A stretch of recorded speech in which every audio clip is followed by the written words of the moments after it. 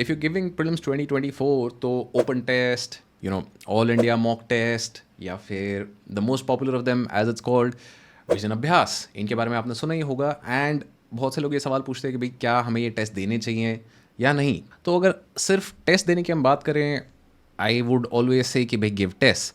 But कभी कभार problem क्या होती है कि there is something also called the अभ्यास इफेक्ट. नाउ अभ्यास क्या है?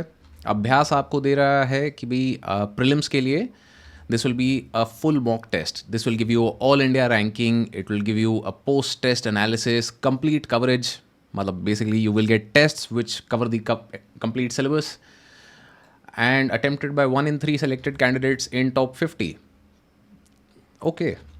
Now live test discussion. Now यही चीज़ अगर मैं फोरम की वेबसाइट पे आऊँ तो यहाँ पे भी यही चीज़ हो रही है. Comprehensive syllabus coverage, online and offline, time management based on UPSC pattern. Same thing is available on Edukemy, same thing is available on Insights. तो ये सारी चीज़ें सारे कहीं अवेलेबल है. तो क्या मतलब कितने टेस्ट मैं दूँ, कौन कौन से मैं अटेम्प्ट करूँ या ना करूँ, ये सब सवाल करने से पहले एक सिंपल चीज़ आपको ध्यान रखनी है कि कभी कभार क्या होता है जब हम बिना तैयारी के पेपर देते हैं तो instead of becoming more confident about our abilities, it backfires. And this is something that we have seen before.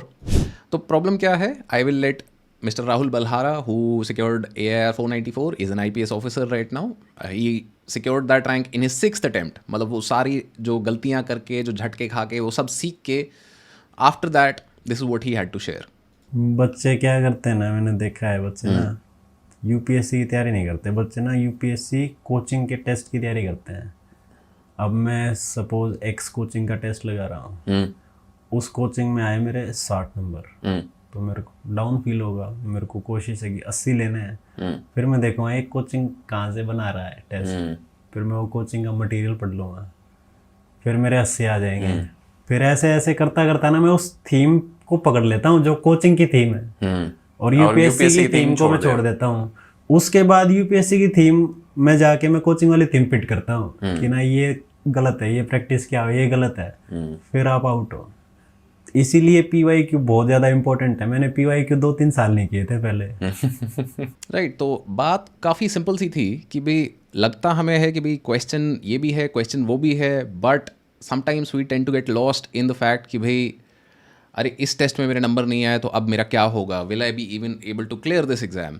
And that is what I don't want you to fall into. जितना test देने हैं, जो देना है दो. It is good that you mix and match test from multiple institutes, but PYQs are the most important thing. And at the same time please keep in mind, किसी भी test में आपके कम नंबर आते हैं तो that does not mean at any given moment कि भाई आप प्रीलिम्स में अच्छे नंबर नहीं ला सकते. Prelims and test series are not the same thing. Now, this is also not a simple, justification for कि test series देनी ही नहीं चाहिए. Test series are a means to an end. Means क्या है कि भाई मैं अपनी गलतियों को बार बार देखूंगा तो मैं शायद उन गलतियों को रिपीट ना करूं. End क्या है मेरा? I want to clear prelims. But this is not a one-to-one relationship. माने कि अगर मेरे टेस्ट सीरीज में अच्छे नंबर आ रहे हैं, doesn't necessarily mean मेरे प्रीलिम्स में अच्छे नंबर आएंगे.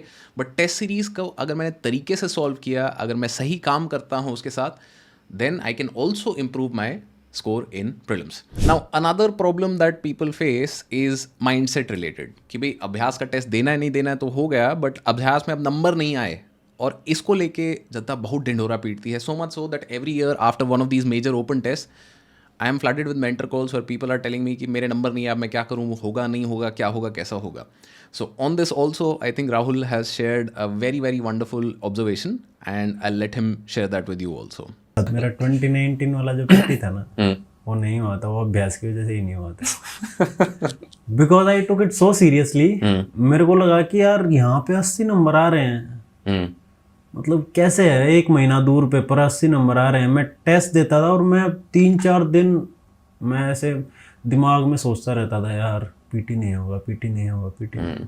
उससे फिर वो डर हावी हो जाता है. फिर आप अगला टेस्ट देते हो, उसमें 80 भी नहीं आते होता.